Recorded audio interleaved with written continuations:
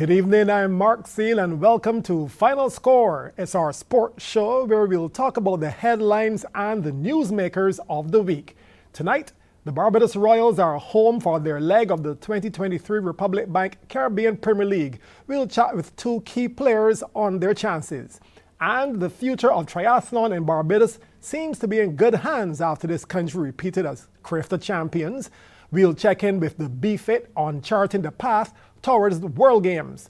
Of course, you, our viewers, can make your contributions and ask your questions via social media. WhatsApp number 228-5562, while our Facebook handles are CBC Barbados or cbcnews.bb.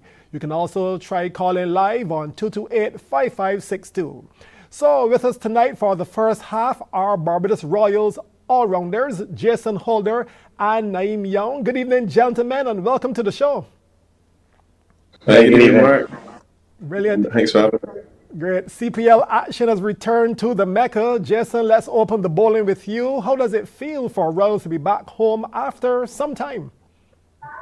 Yeah, it's a pleasing feeling, man, and especially after the first two games at home, seeing the crowd support and just the whole atmosphere of CPL, man, has been phenomenal, man. We've honestly had a really good buzz on the playing field after seeing the crowds coming out and support, and the cricket has been good. You know, we had a little blunder against Trinidad, but I think last night's game was a really good game, and it brought back some smiles to all the Barbadians public's faces. Brilliant. Well, let's talk about those two matches at Kensington so far. As you said, not the start that you would have wanted, especially at home, but a good bounce back in the second game. What seems to be pushing that positive vibe coming from the camp? Look, I think it has to be led by our senior players, man. We've obviously got the captain of the West Indies team who's leading us. We've got myself, Obed McCoy, Kyle Mears, Raheem Cornwall, just to name a few of our senior players. But then I think it's a great mixture of the young talent that we've got producing in Barbados as well. Naeem is obviously a great example of that. Then you've got Rivaldo Clark, who played last night. Kevin Wickham is a highly talked about young cricketer coming through. Ramon Simmons, who hasn't played yet, but is obviously a great prospect. But I just think it's a really good mix between the senior guys that we have and to mix with the junior guys who've now come on board. And I think that vibe and that energy is created obviously from the youthful exuberance that we have, man. And I hope that continues through the entire tournament. And of course, as you were naming some names, Alec Athanaze, he is a youngster, but really making his way towards being a senior player. That's right, man. Alec obviously made his international debut this year. And forgive me for forgetting him, but obviously his last night was phenomenal, man. Just to see the manner in which he played, the composure in which he played with as well too was really, really good to see from a young player. I think he's got some really bright sparks and good attributes to becoming a really good player and solid player for West Indies in the years to come. Well, Naeem, you've had a couple good performances to date, 48 with the bat against the Kings and a productive spell against the Pats until that fourth over. How would you grade your season so far? It has been a bit of a season for me. I'm really enjoying it. Dressing room is very, very comfortable. Being around senior players such as Jason, who made the environment very comfortable to perform in and be relaxed in. So it's been a mixed season, but I'm enjoying it, and just keep working. Hopefully some more good performances throughout the season. And you're a young player. Part of your purpose is also to grow. So how's your learning curve from playing with and against some of the top players? Yeah, it's learning on job. Whether it be at a young age or an old age, is always learning. You can always get better. So I'm really enjoying it. This is my full CPL, and this is the first time I've ever started the campaign. So really excited and just learning and keep trying to get better, as a cricketer. And clearly it seems from afar that you guys are also learning not only from the players like Jason who you're playing with, but it seems as if you all guys are even bonding with players that you're playing against. Yeah, definitely. I think in the Caribbean we pass along a lot of information to each other. I could message someone from a different team and get some information that probably would be most beneficial to me. And I've done that before in the past, and I think it's really good as a young player to be able to open up and speak to players from different point of views across the Caribbean, which should be very beneficial, and I'm really enjoying having those conversations with other players. Well, Jason, you've been playing a lot of cricket. Are you still having fun, and is the body starting to feel weary? Yeah, definitely still enjoying it. The body is definitely, again, it's fair share of overload. Luckily for us, I guess, well, not luckily, but I guess a blessing in disguise is not having any cricket after this, until December against England. So this is probably going to be my first solid break now in probably about 4 or 5 years. So I'm really looking forward after the CPL just to get some downtime. Hopefully I'll be able to just let the body just recuperate and repair. I've been battered and bruised over the last couple of years, with just the intense schedule. And yeah, it's just time for me now to just take some time off and just rebuild and come back stronger. Okay, and before you take that break, as you said, we're playing in the CPL. 4 teams on 5 points. You guys are fifth, but still have the same amount of points. I know players like the teams like the Guyana Amazon Warriors, they have a couple games in hand, etc. What's your take on the tournament so far from a Royals perspective? You think that you guys are still very much in it and very much aiming for the playoffs? Yeah, without a doubt. I think we were in a similar position when we played the last time here in Barbados in 2019, and we ended up winning the competition. So, look, these games are well, they're coming fast and furious, and obviously so important. And I think it's a momentum game, T20 cricket. So, we've got 2 more home games left, which I think will be very, very important. There's a lot of weather around, obviously, we're in hurricane season as well too, so that could play a part. And I just think once we get cricket, we just got to make it count. We've been able to win a really good game last night. We won a really good game in St. Kitts as well. And to me, the beauty about the games that we've won, we've had to fight to win them. We had to put ourselves in really good positions to win them. And it's not a situation where we walked over anybody or it was just an easy run. So I think it's going to build character in the group, knowing that we can perform under pressure. And so far, we've had 2 really good run chases to win games. We've had 2 blunders as well, obviously, but I think all in all, I think we're still really well poised in this competition, and hopefully we could gather that momentum in these last 2 home games, weather permitting, and just go into the last 3 games in Trinidad and Guyana with a fair amount of points. Okay, guys, we'll pause here and then we'll come back with questions and comments from social media. So, guys, send in your questions for Jason Holder and Naeem Young. We'll be back in a moment.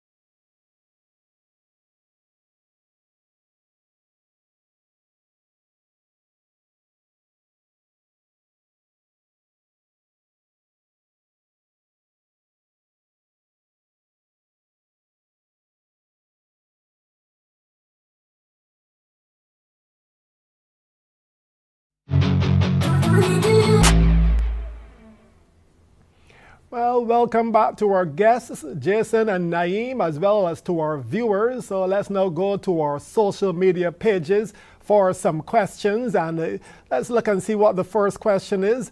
What do you guys think of the red card rule? Naeem, you're the young one. You go first. What do you think about the red card rule? I think that's what this is all about.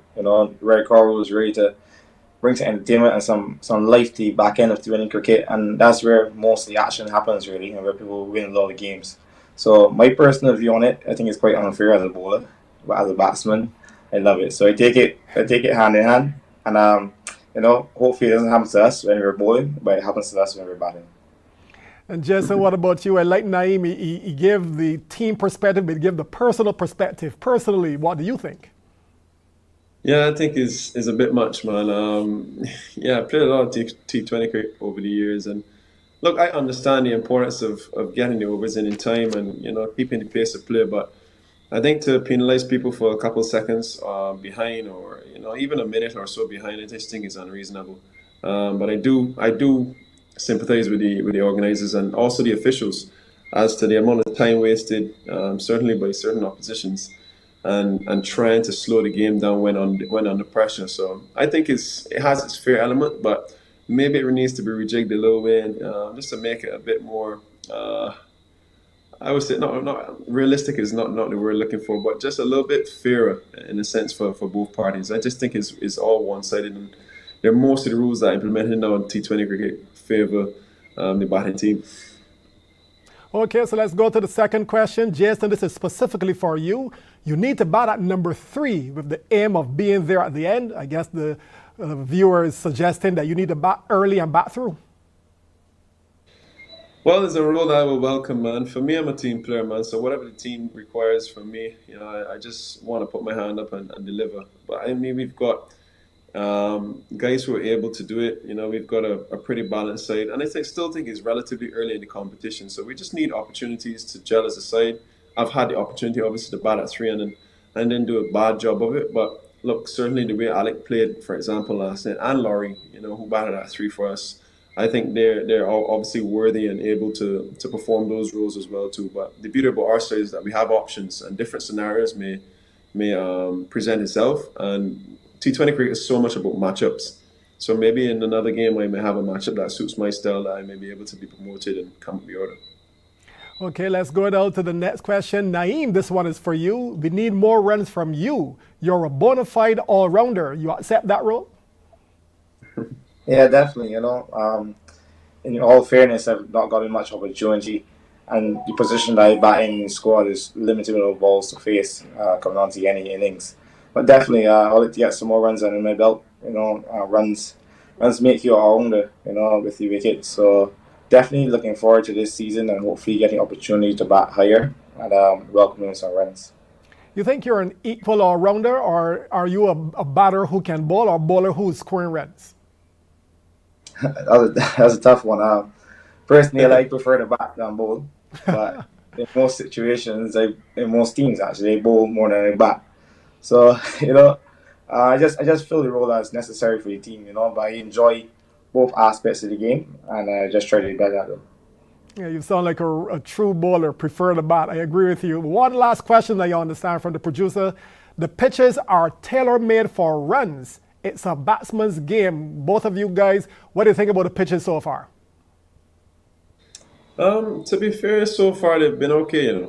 We had a really good pitch in the game in St. Lucia. The pitch in St. Kitts was a good pitch. It was a high-scoring game as well too. And the 2 pitches that we've had so far in Barbados, I can't fault the groundsman for the efforts, man. I think so far, like, the pitches have had a bit for both batters and bowlers.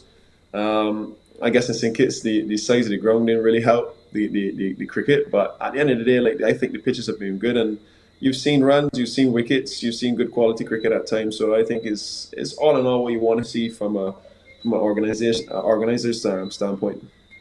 Naeem, what about you? How do you like the pitches? Yeah, I definitely agree with Jason. I think pitches are really good. Really enjoying them. I think you need to make most of them right now because when you get to Ghana and Trinidad, it's going to be a bit slow, a lot harder to bat on. So definitely need to capitalize on the ones that we had before, and I really enjoy those ones. And the ones in Barbados have been pretty good so far. So hopefully that continues throughout the weekend. And yeah, that's my bit on the pitches.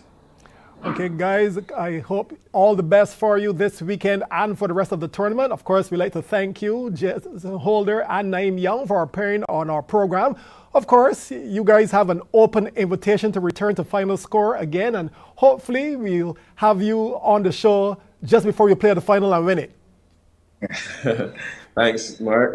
Appreciate it, man. Brilliant. Okay, guys, all the best for this weekend. Now, after the break, we'll talk about Barbados' recent success at the Carifta Triathlon and Aquathlon Championships in the Bahamas. We'll be right back. They'll be on the score.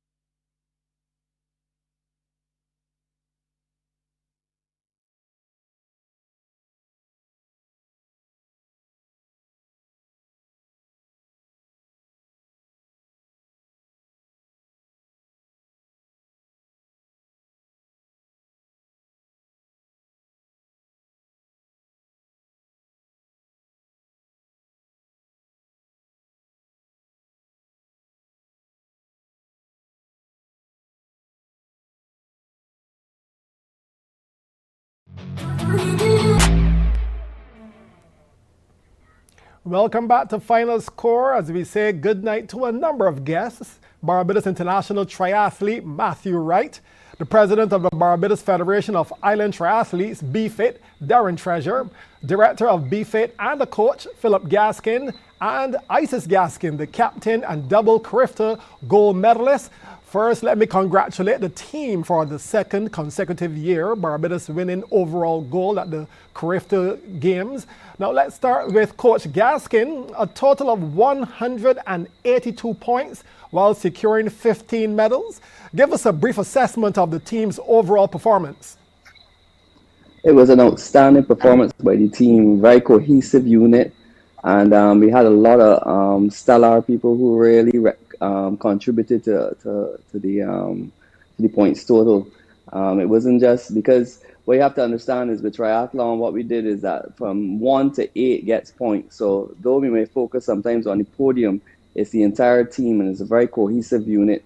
So we were very pleased with the performance of the team, I must say. And Isis, congratulations on producing a double gold medal performance in that girls 16 to 19 category. Clearly, you're happy with the hardware, but were you satisfied with your times? That time is definitely a big thing that I started. And yes, I was very happy with my times. It wasn't quite a personal best, but it was very near, definitely for the course we had. So I was definitely very happy with my times. Anything you would have done differently in any of the events, or everything went to plan according to how the coaches set it out? Well, only one thing did go to course plan. I slowed down a little bit to try and share the work with some of the other girls. And I shouldn't have slowed down as much because I ended up losing a lot of time. But other than that, it went pretty according to plan. And Coach, what about you from in the stands where you were watching the athletes? You know, you all would have set out a program for them, and did they follow them, or you found that they went away from it a little bit according to the circumstances? Exceeding expectations, that's all I have to say. We had some stand-up performers. There were people there that we didn't expect to medal and to get points, and they I don't want to say obliterated the opposition, but they really did a very good job. We were exceed expectations. That's all I have to say. And moving on to Matthew, you are where Isis is aiming to get on the world stage. You're currently in Mexico, getting set for a race tomorrow. First, what's the event and how have your preparations been going? Hi, good evening, everyone. Yeah, so I'm here in Mexico. I have the Pan American Triathlon Championships on Sunday morning. And obviously, yes, it's a huge event for us from the islands, and you're racing Canadians, Americans, Brazilians, Mexicans, and it's the main thing is a massive Olympic qualifying race. So with triathlon, the Olympic qualifying process is across 2 years, and you get 12 races to score points in across the 2 years. So you can do 30 races if you choose, but your 12 best count, towards qualification. So this is a really key race for that qualification. There's a lot of points on the line, and obviously all the guys are here fit, ready to go to try to capitalize on as many points as possible. And in terms of my preparation, yes, I took the summer off of racing after I won a bronze medal in CAC Games right at the beginning of July. And we decided to take the summer away from racing and just put in a big training block to prepare for these back end of the season races that will carry a lot of Olympic points. So yeah, I'm hoping that being patient and taking the choice of training over racing during the summer will pay off, and I can capitalize on that and gather a lot of points to hopefully get me a lot closer towards that start line in Paris next year. And Matthew, well, let's talk about that. How are you looking for the Olympics? Any of the points started to accumulate as yet, or you're now starting? Where are you as far as Paris 24 is concerned? Yeah, so we are now into the second period of qualifying. So there's 2 1-year periods. So from May 2022 to May 2023, and then all those races, they only count for then, and then you're into the second period now. So I had a fantastic first period. I was gathered basically as many points as we kind of aim to get. But as I said, it is a 2-year period. So in a weird way, I am in a very good position, but I am as qualified as if I didn't try at all, if that makes sense. So I did really well in my first 6 races, but I will need to have another solid 6 races into May next year before I fully kind of stamp my ticket there. But all in all, I am very much on track, but it is there's still a lot of work to do. But I believe that my form and kind of all the podiums and stuff I've gotten this season is showing that I am at the level to do that once I can obviously put my best foot forward in races. There's always all the logistics of travel and with triathlon, a million things you are out of your control. So all I can do is get as fit as I can and do my race processes and try to compete as strong as I can, and hopefully that will result in me having enough points. So far I have 1 race on the board for the second period of Olympic qualifying, but I'm racing 6 more races before 2023 closes, and I think by the end of 2023 I should have a pretty good idea. Hopefully I'm 85 to 90% qualified by then. But as of right now, there's a long way to go, but I have put myself in the best position so far that we could have asked for. Matthew, of course, we wish you all the best in that race this weekend, and obviously going on towards Paris 24. Hopefully, we are going to be seeing you there. And Darren, you're the president. So as far as development is concerned, athletes like ISIS, what do you have in place for the development of our youngsters? Well, the development is a big focus, and it has been for several years now. We're starting to see the rewards of that. As the president, I'd like to I have a very good team that works with me on the executive of the federation. The parents are also very engaged as well, which helps. And we provide, as a federation, the opportunities for development. So the racing that goes on, we have a kids series here in Barbados that starts them from a very early age that allows them to develop their skills. We have camps. We put on bigger races that bring on in regional competition. So really, it's trying to identify gaps where we think we can help as a federation, and we put the resources towards that. So, between camps, races, just making sure the kids are getting the opportunities. So linking up with other countries and seeing what they're doing. And so our network within the triathlon community is very strong. Even our international federation is always looking to help us. So, we have a very good standing within the world triathlon community. So we try to leverage that as best we can for our athletes. And you had a beginners event last Sunday, you understand? Correct, yeah. So Adele Price is basically leading a lot of our community outreach and reaching out to some of the people who maybe haven't thought about triathlon in the first instance. And she has a big network, and she's very good at encouraging people to come and give it a try. So that event went really well. It was a relay format, so people got to work in teams, which is a nice thing because people usually think of triathlon as an individual sport. But the relay event is really starting to emerge and becoming a fan favorite.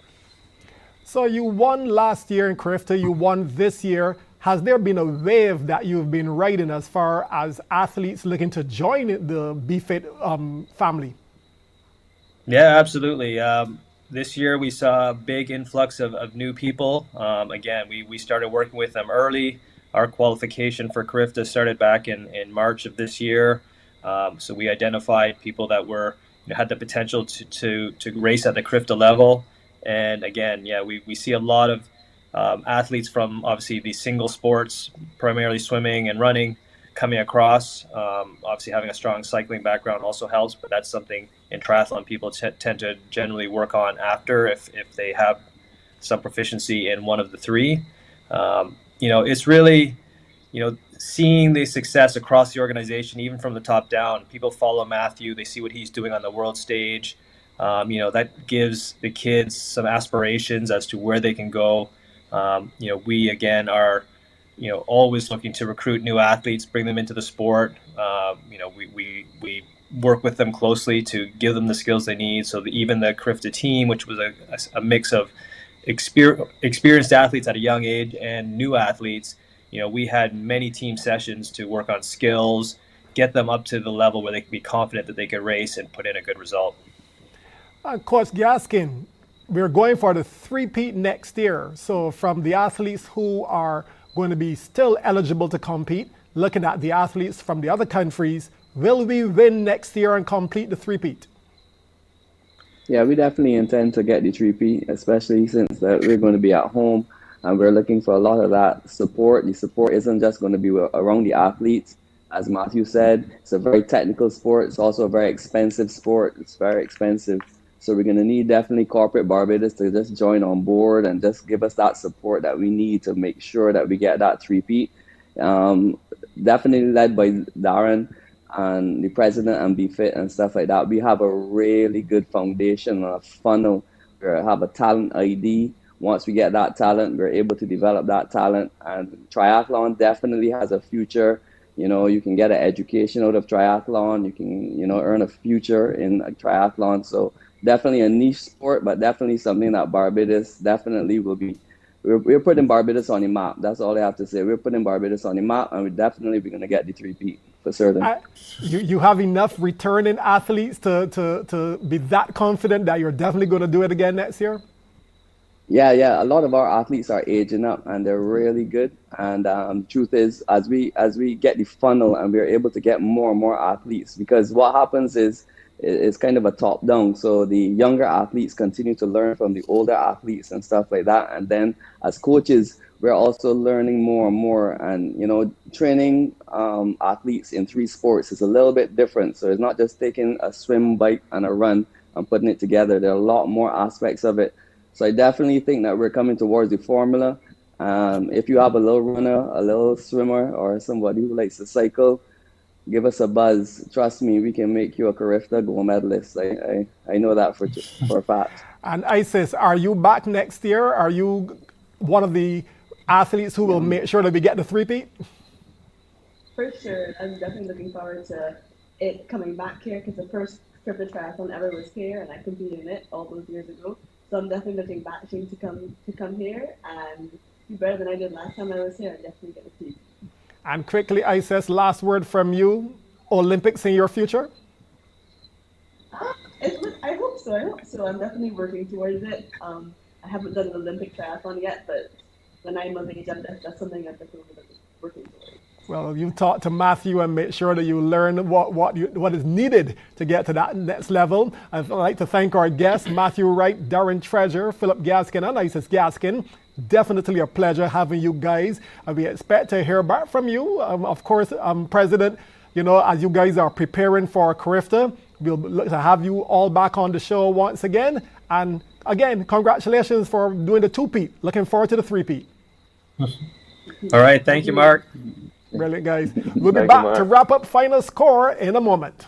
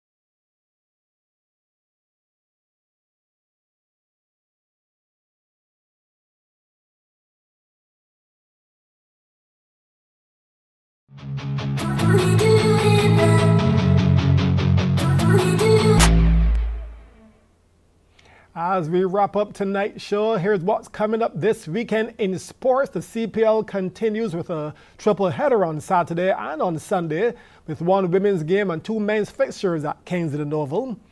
The round of 64 in the Barbados Road Tennis Open continues tomorrow at Dover from 6 p.m. The Diamond League track and field meet moves to China on Saturday, and the Italian Grand Prix is set for Sunday. So that's our program for this week. Join us again next week as more analysts and newsmakers join us on Final Score. Good night, and let's remember, be careful out there.